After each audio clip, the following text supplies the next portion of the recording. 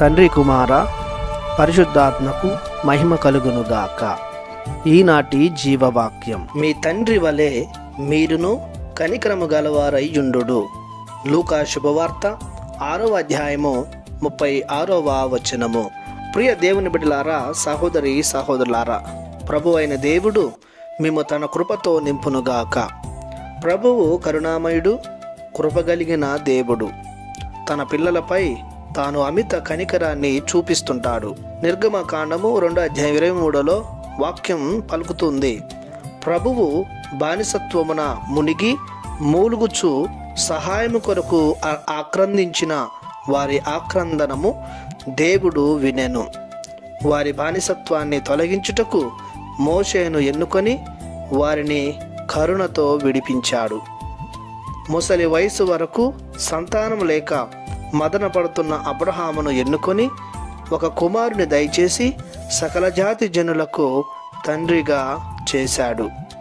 ఎడారిలో వాగ్దాన ప్రాంతానికి బయలుదేరిన ఇశ్రాయేలు ప్రజలను వారి ఆకలి నుండి, దాహం నుండి, విషసర్పాల నుండి, సముద్ర గర్భం నుండి, చీకటి నుండి, ఎండ పొడము నుండి, శత్రువుల నుండి ఎంతో దయతో కరుణతో వారిని గట్టెక్కించాడు.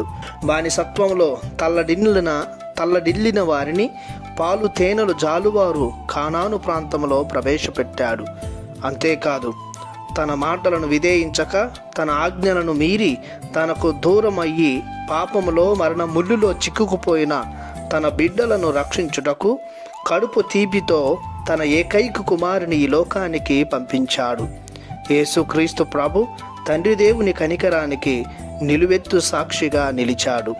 లోక పాపాలను తన భుజాలపై వేసుకొని అపవాది చేత అవమానింపబడినను నిందింపబడినను లెక్క చేయక కల్వరి వరకు తన ప్రయాణము కొనసాగించి శిలువపైకి ఎక్కి రక్తం చిందించి తన ప్రాణాన్ని దేవుని కరుణకు నిదర్శనంగా త్యాగం చేశాడు.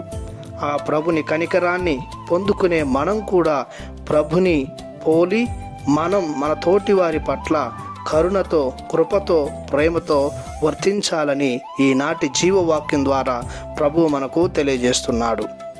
ప్రార్థించుదాము. కృపా సత్య సంపూర్ణుడవైన మా దేవ, మీకు మా వందనం, మీకు మా స్తోత్రం. మీరు అత్యంత దయతో మమ్ము భరిస్తున్నారు, రక్షిస్తున్నారు. మీ కరుణ, మీ ప్రేమ అజరామరం. మేమును మీ వోలే ప్రేమతో, కరుణతో మా ఇరుగు పొరుగు వారి పట్ల వర్తించేలా చెయ్యమని యేసు పరిశుద్ధ నామములో ప్రార్థిస్తున్నాము తండ్రి. ఆమెన్. దేవుడు మిమ్ము దీవించునుగాక. ఆమెన్.